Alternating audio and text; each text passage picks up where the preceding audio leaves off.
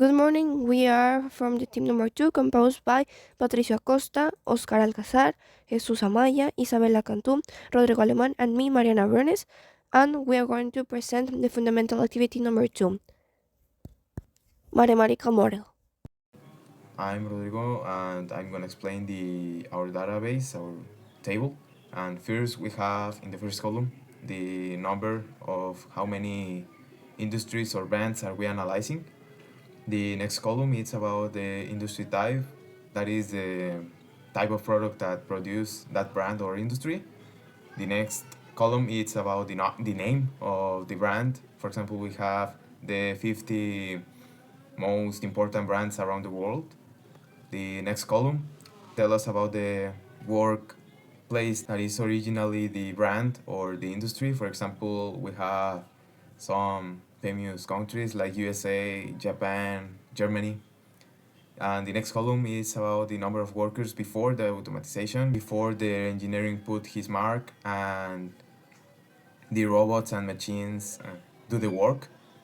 And the next column is about the number of workers after the automatization, after the machines take the place of the workers or some of the workers.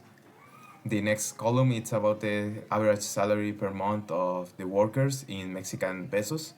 And finally, we have in the H column the annual investments that contains the the brands or the industries in its numbers. Now we have this search sheet, which has a table, which its main use is to, according to the number that appear in the first column of our database, then we can search the data along the table for facilitate or to be easier and faster. So in top, we can see a number. If we change instead of 36 to 12, all the data that appear in the column of the right must to change according to industry type, brand, number of workers before and after, and so on. These aspects corresponds to the columns that we have in our database. So let's see. Let's change 36 to 12. Now we can see that actually the numbers change. So how it works? Well, we are going to use the function of VLOOKUP or VLOOKUP, in which it requires four arguments, in which the first one is from it's the cell in which we are going to type the number of the register. It must to be answered with the symbol of catch because we're going to use this cell from all the rest of the column. The second argument is to put all the table that we have in our database. The next one is to type the number of column in which we are going to obtain the value or the data that we're looking for. And the final argument is to type true or false. We are going to use false because we want a exact fact. Hello, my name is Isabela Cantú and I'm going to explain you how I made the report number 1, that is the number of branch per industry. Okay, so first we have the pivot table where we have the number of branch and count of branch, that is the number of industries. So first we have 9 branches of one industry, then we have 15, 11, 4, 3, 8, and in total we have 6 industries and that number of 50 branches. So for the formula, we need a countif formula, and our first criteria it should be the brand.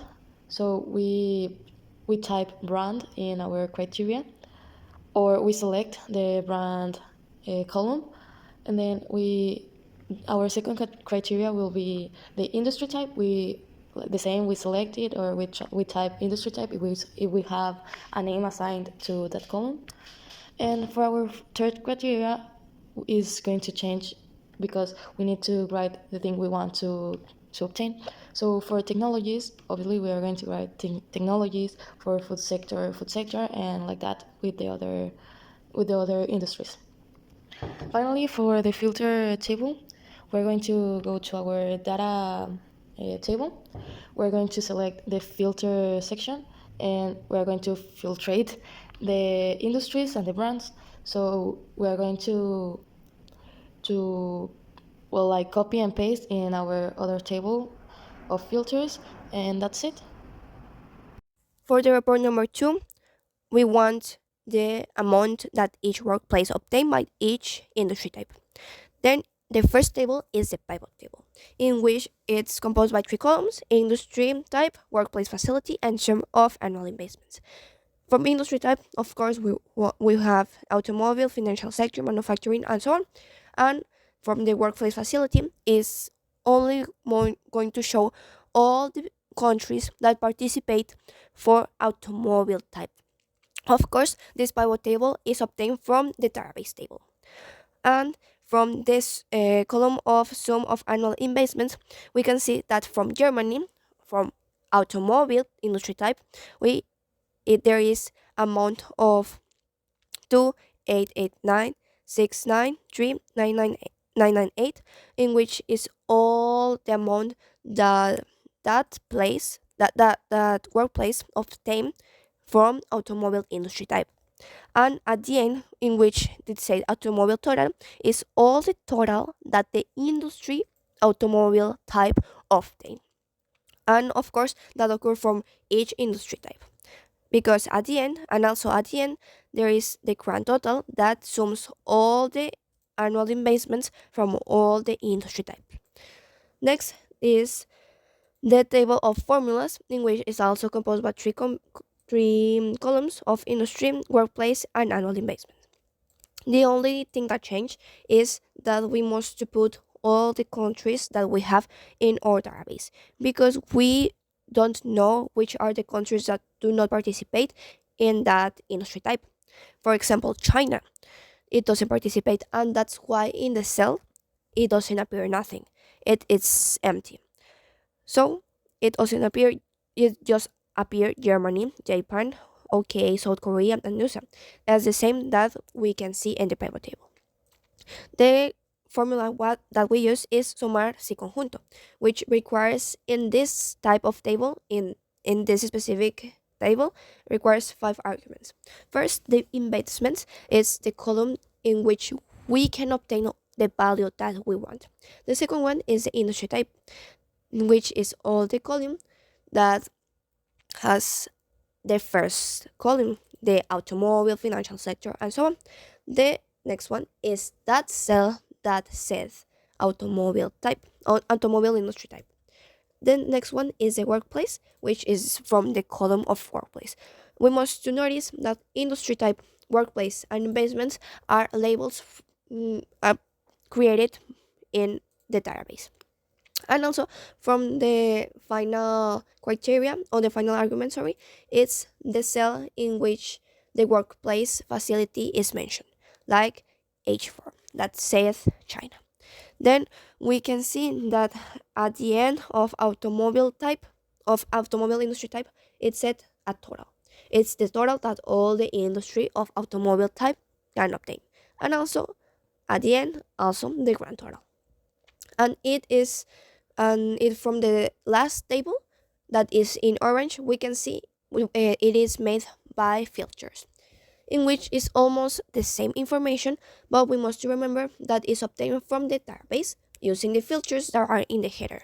We can first put industry type automobile, and then go to workplace column and change just to Germany. And in the bottom left, right bottom of the table of the screen, they're going to see the amount, so the sum that has been summed from all the aspects that we have. Then we must to type it in our column. First of all, we have the first table, in specific pivot table. It is made by using the option Dynamic Table and just selecting the values needed that are industry type and average salary per month. Then we have the table made by formulas, more specific using COUNTIF, that is used by selecting first the column industry type from the data, then the search information that is next to our formula, and finally the column name average salary per month, also from the data. Our last table is made by just writing the data gave by using filters in the data table. Finally, to add the graphic, we had to select a table. Go to insert and just select the chart, and then we have the graphic. Hello, my name is Patricio Costa, and my part of the work was the report for the average salary per type of industry and brand. Well, fast explaining how it says, the average salary per type of industry and brand is the topic is the salary of each one of each brand, and categorized the brands for industry type. I made the types that are in the table, that was automobile, financial sector, food sector, manufacturing, technologies, and textile industry. At the end of the average salary of each brand, I made an average of each industry type to have also that value. So first, in the blue table, it was made with the tool pivot table. I just select all the table of that was made with the values. It was not so hard.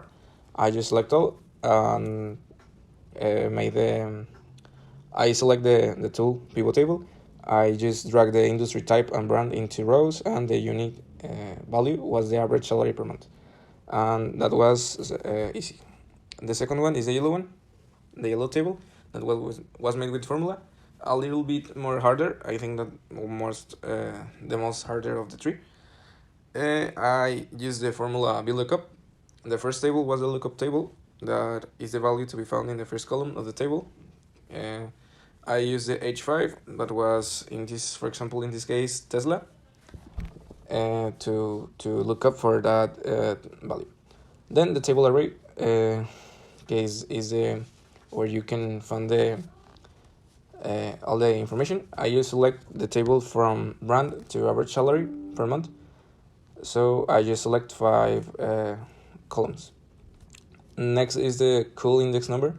So in this, I had to put the number of the column to where the values that are matching are going to be in the table.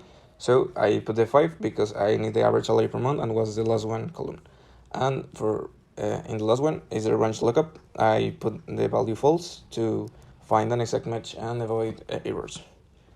And I just drag the green square to copy the same formula in all the brands. I also, at the end, I made in each the average salary of the industry type. I just select, well, with the formula average, I just select all the salary per month of each brand, and it was showed in that instant. Well, in the last table was the orange one. Was made with filter.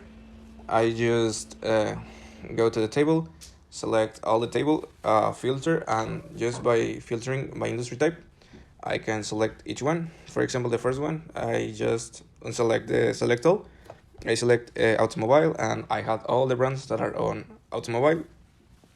And from that filter, I can have all the information that I need.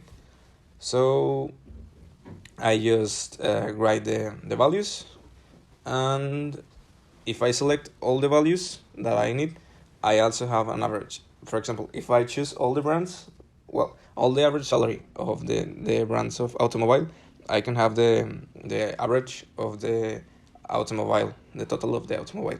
So that's how I also made the average of automobile. In that name is the automobile total. And last one, I just select a table, one of the three, and that doesn't matter because it's the same values. And I just go to insert and look for a graphic can show the average salary of each type of industry and brand that can be showed in a graphic. So that will be all for my part. Thank you. Hi, my name is Zamaya, and I'm going to talk to you about the report 5, which involves the net profit per month before and after automatization by industry. So first, we have a pivot table in which we can see the sum of number of workers before the automatization, the sum of workers after the automatization. Then, in order to get the net salaries paid to workers per month before and after, I needed to get the sum of average salary per month by industry, and then I multiplied both sales before and after I mean, before and the average salary to get the net salaries paid to workers before and after automatization. Yeah. So in the end, in order to get the net profit per month by each industry, I just get the difference of them, putting a formula. No, so B13 and minus C13, and we get us a net profit. And at the end of the day, we could get a grand total at the bottom of the pivot table, which involves the total amount of money that the whole industries are saving on just by automatizing their industries, their factories. So yeah, I did the same with formulas and with industry. In formulas, I put the formula sum if, and with filters, we can get any of, well, we can find any sector in the industry that we want just by doing a click. And at the end of the day, I just got a graph. I just get a graph which involves the three criteria that I think that are key to evaluate our table. For example, I have here the net salary paid to workers per month before automatization, and the net salaries paid to workers per month after automatization. So as we can see in the graph, and that's a huge difference between them. And at the end of the day, that difference is also put it in here in the graph, in color gray, showing the net profit per month after automatization. You can see indeed that the automatization is even the profit is even higher than the net salaries paid to workers after automatization. So giving us the idea that it's in fact there are a lot of gains for the industries.